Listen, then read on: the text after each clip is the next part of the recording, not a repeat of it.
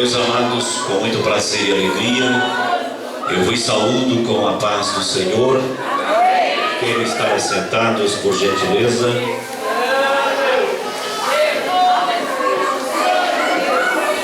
Louvamos a Deus por esta preciosa oportunidade que Ele nos proporciona em estarmos aqui reunidos no nome que é sobre todo o nome. Aleluia. Esta é a nossa querida Assembleia de Deus. Esta é a nossa querida Assembleia de Deus. Aleluia. Glórias a Deus. Meus amados, para nós constitui-se um prazer, uma honra em poder estarmos aqui para, junto com os irmãos, nós cultuar a Deus na beleza da sua santidade, porque é pelas suas misericórdias que estamos aqui, pois pelas mesmas é que nós não somos consumidos. Antes que nós abríssemos os nossos olhos pela manhã de hoje, a misericórdia de Deus já estava estendida sobre a tua vida, estava estendida sobre a minha e a nossa vida. Aleluia, glórias a Deus. É por isso que eu louvo a beleza da sua santidade e misericórdia. Queridos, agradecer o carinho, o bem-vindo da igreja, a qual externaram a nós, a minha esposa, a Adriana, e também o irmão Daniel, que congrega juntamente conosco ali. É um prazer estar aqui contigo, pastor Jaime Lopes. Deus abençoe nosso amigo de alguns anos já. Deus te abençoe. Uma certa feita eu te disse que na amizade deve de existir vírgula, e no amor não se coloque um ponto.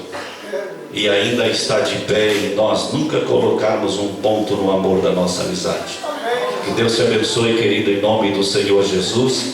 Estar aqui também com o pastor Alexandre Cipriano, um grande homem de Deus, uso essa expressão, e que Deus continue, pastor Cipriano, te abençoando, te coroando com as mais ricas bênçãos do eterno Deus. Aleluia.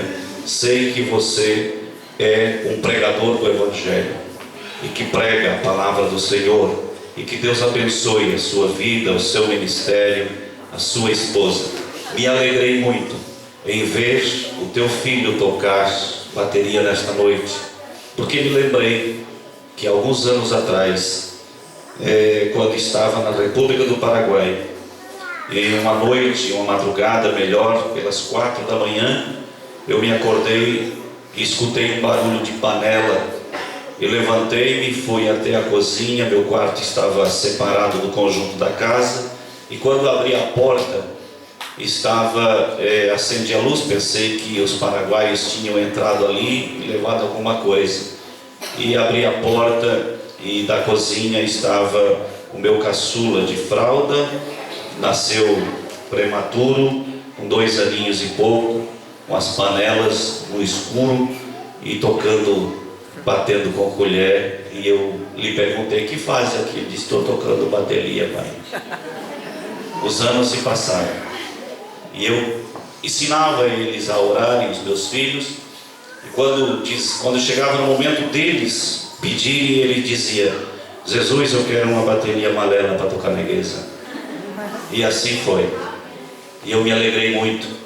Os anos se passaram, conseguiu a bateria, e hoje ele tem uma escola de música na cidade de Araranguá. Aleluia, que Deus abençoe, em nome do Senhor Jesus. Deus te abençoe, querido. Muitas vezes ele ia com as baquetas na mochila e ia tocando na estrada, assim. Faltava caneta, faltava lápis, mas as baquetas não faltavam, e colocava dentro do travesseiro. Mas graças a Deus, Deus abençoe, em nome do Senhor Jesus. Deus te abençoe, tá? Em nome do Senhor Jesus. Aleluia. Deus te abençoe, querido. Bom te ver, Leonardo, aqui. Foi aluno ali da escola. Que Deus abençoe, em nome do Senhor Jesus. Aos cantores, Deus os abençoe. A gente ouve muito falar em vocês. Deus abençoe, queridos, que se levantaram aí, estão se levantando. As irmãs que já são patrimônios, Deus abençoe, em nome do Senhor Jesus. Ouvi a tua entrevista na rádio do Turvo, parei o carro para ouvir o teu testemunho, tá? Deus te abençoe, querido, em nome do Senhor Jesus a vocês. Façam sucesso, façam histórias, mas que na história de vocês o nome de Cristo seja glorificado. Abra a tua Bíblia, por gentileza, no Evangelho escrito por João. Aleluia. Evangelho escrito por João, no capítulo de número 20. Louvado seja o nome do Senhor nosso Deus. A los hermanos que van a escuchar y que van a asistir, que Dios le bendiga, de habla española, en el nombre del Señor Jesucristo. Que el Dios Todopoderoso, en el nombre de Cristo, pueda bendecirlos a los hermanos del Paraguay, Yandeyara Pechaguatuxá, Yandeyara Tanderovasá, Peteín, que Dios, el Dios poderoso, bendiga a todos los hermanos que van a escuchar. Amén, meus amados. Aleluia. Evangelho de João, capítulo de número 20 e o versículo de número 19, que assim nos diz a palavra de Deus. Glórias ao Senhor nosso Deus. Bom é estarmos aqui neste ambiente aconchegante, porque estamos na presença do Senhor. Você encontrou? Amém. Chegada, pois, a tarde daquele dia, o primeiro da semana, e cerradas as portas onde os discípulos, com medo dos judeus, se tinham ajuntado, chegou Jesus e pôs-se no meio e disse-lhes: paz seja convosco. E dizendo isto, mostrou-lhes as suas mãos e o lado, de sorte que os discípulos se alegraram vendo o Senhor. Disse-lhes, pois, Jesus outra vez: paz seja convosco. Assim como o Pai me enviou, também eu vos envio a vós. E havendo dito isto, assoprou sobre eles e disse-lhes: recebei o Espírito Santo. Amém. Queridos, tomo estes versículos para compartilhar nesses minutos que nós temos a palavra de Deus e falar-lhes sobre uma visitação divina. Todos nós gostamos de receber visitas. Nós gostamos de visitar. Nós nos preparamos quando chega o período de férias, ou de repente quando chega a temporada, ou você tem uma folga, você liga para alguém, para uma pessoa querida, e você deseja visitá-lo, e também você deseja receber visita, ou diz: quando você vai me visitar? Eu estou te esperando. E da mesma forma, quando der um tempo, quando eu tirar as minhas férias e dentro das minhas possibilidades, eu estarei te visitando. E quando chega aqueles dias, ou que estão se aproximando, o dia especial, onde de repente alguém vai ou virá na tua casa, nós nos preparamos, limpamos a casa, ajudamos, auxiliamos, assim como o diácono irmão Daniel, que faz tudo lá na casa dele também, e assim sucessivamente. Vamos ao mercado, compramos, reforçamos ali a geladeira para uma picanha, para uma alcatra, alguma coisa, faça um pudim, e sucessivamente há uma preparação, porque nós vamos receber uma visita, porque alguém virá em nossa casa. Preparamos o quarto, deixamos bem aconchegante, e isso é gostoso, porque nós gostamos de visitar e nós gostamos também de receber visita, meus amados e queridos irmãos. Há momentos em que a visita ela é gostosa, ela é salutar, ela nos traz edificação, e sempre eu tenho aprendido que, por exemplo, em uma residência, existe a sala, existe a cozinha e existe o quarto. Nem todos aqueles que vão à sala da tua casa você pode levar à cozinha, e nem todos aqueles que você o leva à cozinha, eles poderão entrar ao teu quarto. Estou falando de intimidade, de abrir o coração. Mas nós estamos diante de um texto, diante de uma palavra que fala a respeito da morte de Cristo e da mesma forma a respeito da ressurreição. Jesus, aleluia, tinha sido o Messias, o Messias, havia pregado a palavra de Deus para aquela multidão. O apóstolo, ou seja, João, o precursor, já havia anunciado sobre o arrependimento. Ele já havia aberto a picada, abrido o caminho para que Jesus viesse posteriormente. E a igreja estava na dispensação da graça, agora nascendo, já estava com uma quantidade numerosa de discípulos. Mas há um dia específico, depois que Jesus é levado pelo Espírito Santo de Deus ao deserto para ser tentado, Jesus depois volta e começa a pregar o Evangelho. E passa-se alguns meses, Jesus observa que há uma multidão já que o segue, mas Jesus também sente que ele precisaria de auxiliares que estivessem ao seu lado. Então Jesus vai, meus amados, ao Monte das Oliveiras. Ele tira os períodos de oração e ele pede da parte de Deus para que o Senhor Deus pudesse o revelar quem daqueles discípulos já que estavam seguindo ao Senhor poderiam fazer parte do apostolado dele. E Jesus ora a Deus pedindo para que o Pai o revelasse quem poderia fazer parte do apostolado. Foi assim que começou, aleluia, a carreira e o ministério de Jesus.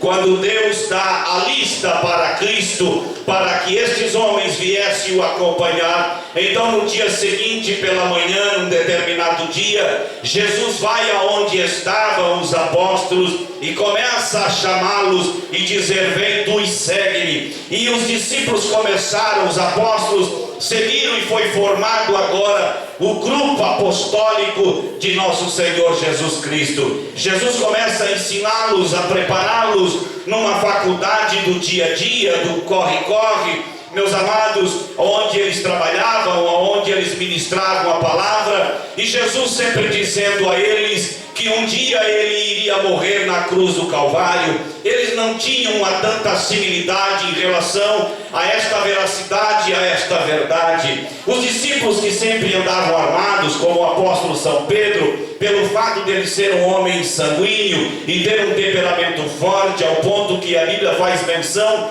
de 173 vezes o seu nome no Novo Testamento. Mas há um momento onde Jesus se reúne com eles e começa a dizer-lhes: já está chegando a hora onde o Filho do Homem há de ser entregue, e quando o Filho do Homem for pendurado, atrairá a todos para si. Meus amados, e então há a sentença, a condenação, e Jesus, antes dele partir, dele morrer, dele ser crucificado, então ele diz aos seus discípulos o seguinte: todos vocês me abandonarão, todos vocês me deixarão, todos vocês se escandalizarão. Houve um que teve a audácia e a petulância em dizer: Senhor, eu me chamo Pedro, eu jamais te negarei, eu jamais te deixarei. Jesus dá a ele o aviso do que iria acontecer, dizendo para que ele se cuidasse, mas mesmo assim isso não foi. Jesus vai à cruz do Calvário, Jesus é morto, meus amados,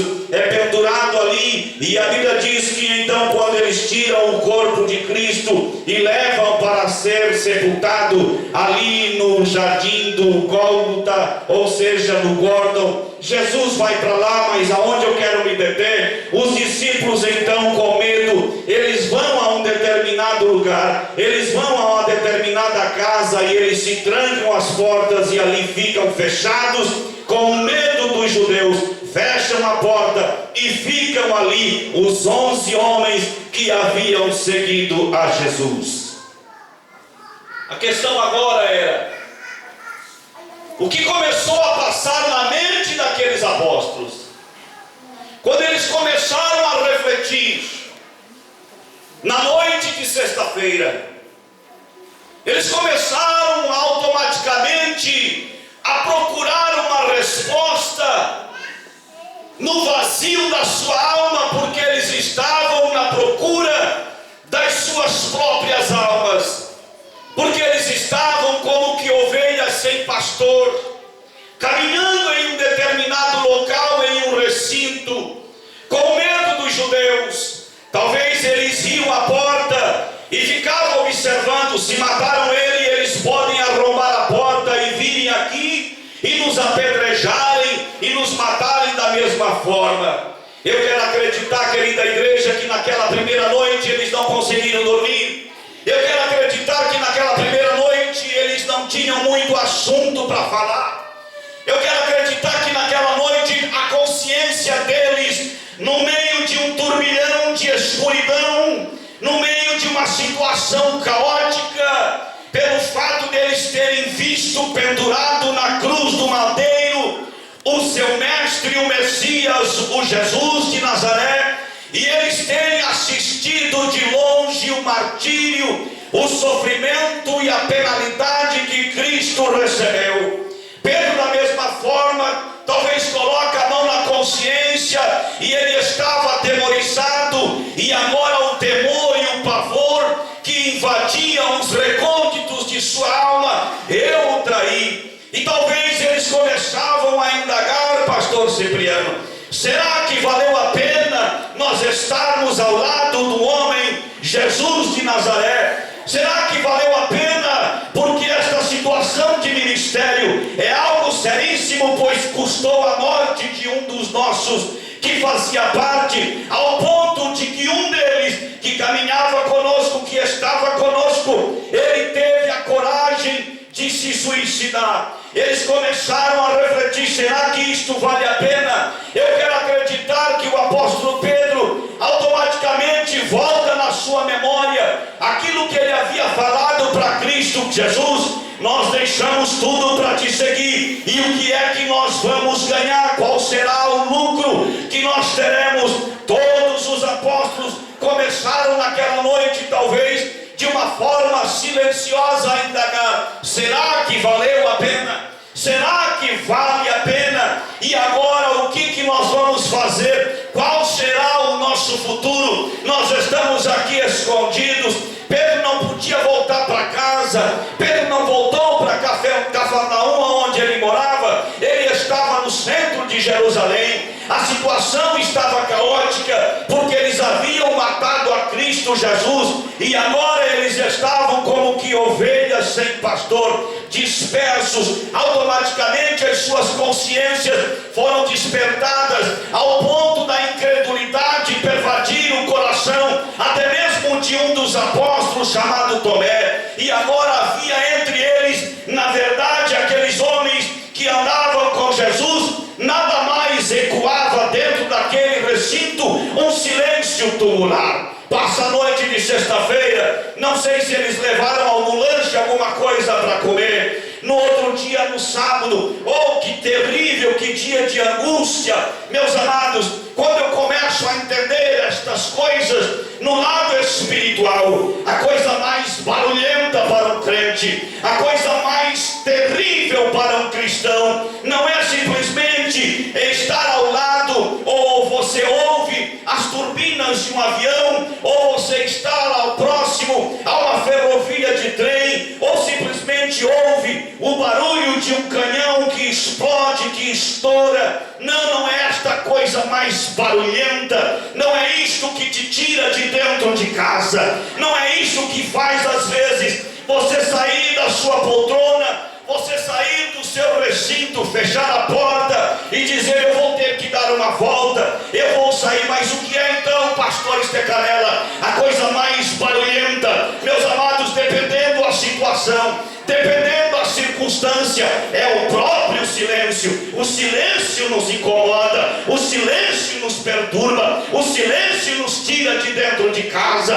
o silêncio nos faz indagar, o silêncio nos faz questionar: será que Deus ainda está comigo? Será que Deus está me ouvindo? Será que Deus está me assistindo? O silêncio de Deus muitas vezes nos incomoda, muitas vezes nos assusta, aleluia, porque quando Deus se cala, nós ficamos, parece que apavorados, porque nós somos acostumados e nós fomos criados para ouvir a voz dele, para ouvir a voz do papai. É por isso que está escrito na palavra de Deus: tu, quando entrares no teu quarto, feche a porta, e o teu pai que te vê, ele te recompensará. Aleluia. Deus não está dizendo para você falar alguma coisa, mas Deus está simplesmente te dizendo: eu quero que você entre no quarto, porque apenas eu quero te ver. Eu só quero te ver. Eu só quero te ver porque tu és meu filho. Eu apenas quero te ver. Eu só quero ver você ali no quarto, porque eu vendo você ali no teu aposento é o suficiente. E os discípulos estavam assim, assustados, temerosos, com medo. Há situações nas nossas vidas que não é diferente, que nós precisamos que algo venha acontecer no sobrenatural. Nós precisamos mais do que nunca esta geração, porque nós somos a última geração. Nós somos a geração do arrebatamento da igreja.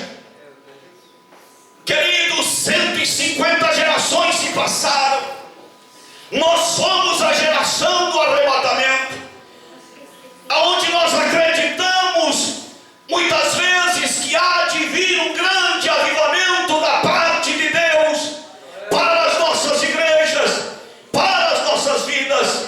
Mas quando nós começamos a observar a palavra de Deus, o apóstolo São Paulo, ele disse que nos últimos dias seriam dias terríveis, seriam dias trabalhosos, dias de angústia, aonde os homens seriam amantes de si mesmos, aonde a apostasia, ela iria adentrar os lares e os corações e as igrejas, as pessoas que congregam, aonde nós estamos vendo, meus amados, muitas vezes uma questão de incredulidade pelo fato da legalidade. O pecado dá direito à legalidade, a legalidade dá direito à incredulidade, a incredulidade dá direito à apostasia, e a apostasia dá direito ao abandono da fé. Mas deixa eu te dizer nesta noite, em nome do Senhor Jesus, porque se existe uma coisa, pastor Cipriano, eu creio no que eu prego, aleluia, eu creio no que eu estou falando,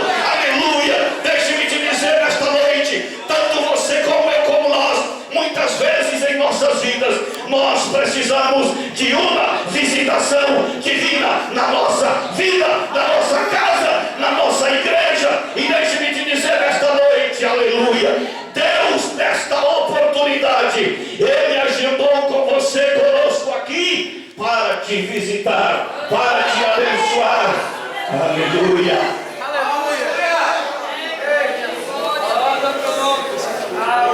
Momentos das nossas vidas, e quando tudo se para, tudo fecha, amigos desaparecem, quando não é feito algumas circunstâncias para te acabar, quando alguma coisa é tecida, quando algumas circunstâncias fazem de repente, e agora alguém diz: ele se foi, morreu e acabou. Mas se esquecem, aleluia, se esquecem daquele que nunca se esquece dos seus, aleluia, esse que está aqui nesta noite para te abençoar, para te dar vitória, uma visitação divina. E como é gostoso receber uma visitação divina. Quando nós recebemos uma visitação divina, as coisas mudam, as coisas acontecem, senhores, aleluia, louvado seja o nome do Senhor, aleluia, glórias a Deus. Eu já tive o privilégio de ver muitos milagres, ver paralítico caminhar, e os irmãos que estão me escutando, aleluia, na República do Paraguai, sabem do que eu estou falando. Eu já vi milagres, eu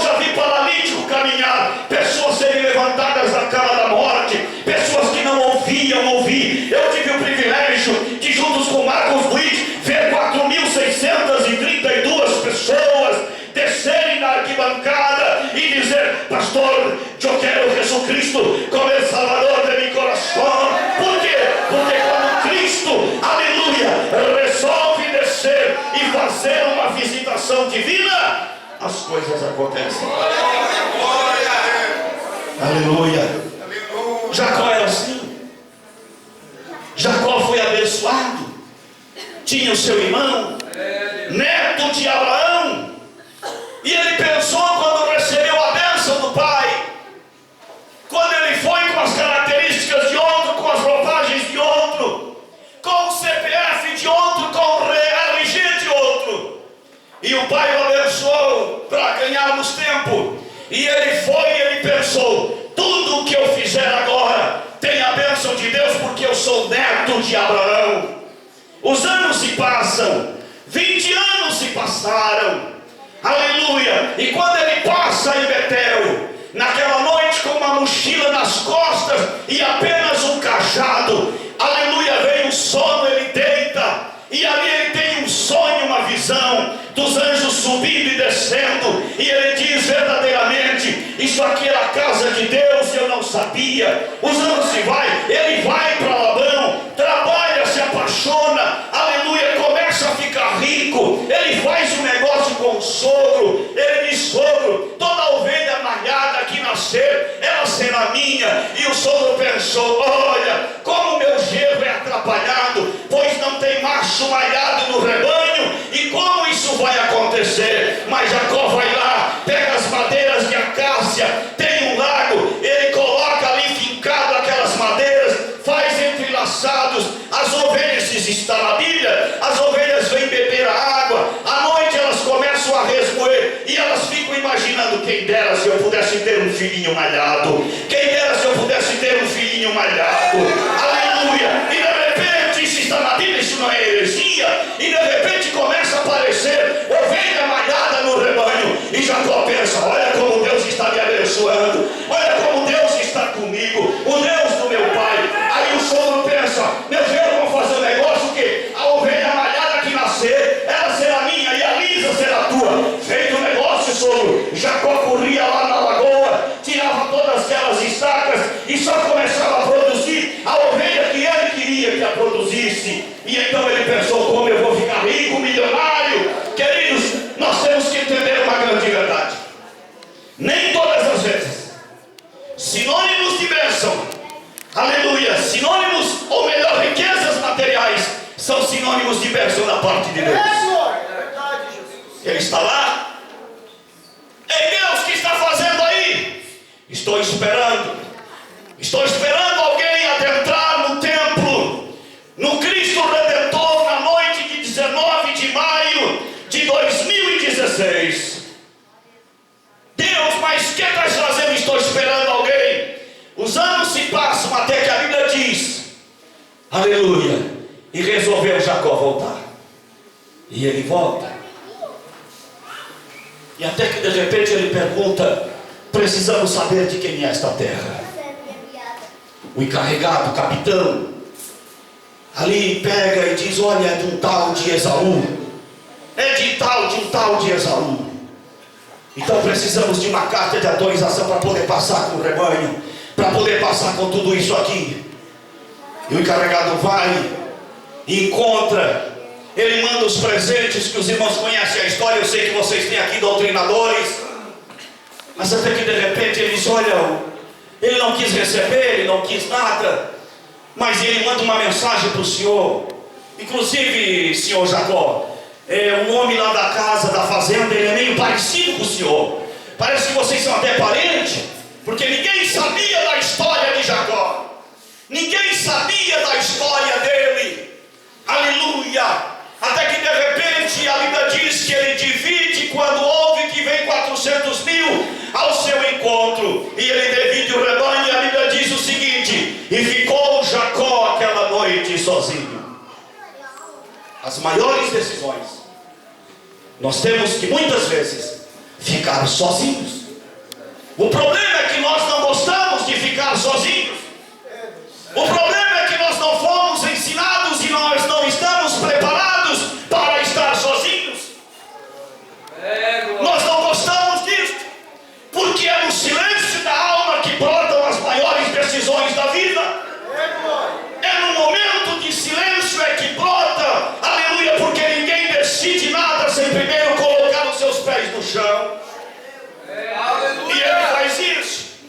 se aproxima alguém e diz qual é o teu nome, porque ele não podia ouvir essa expressão teu nome.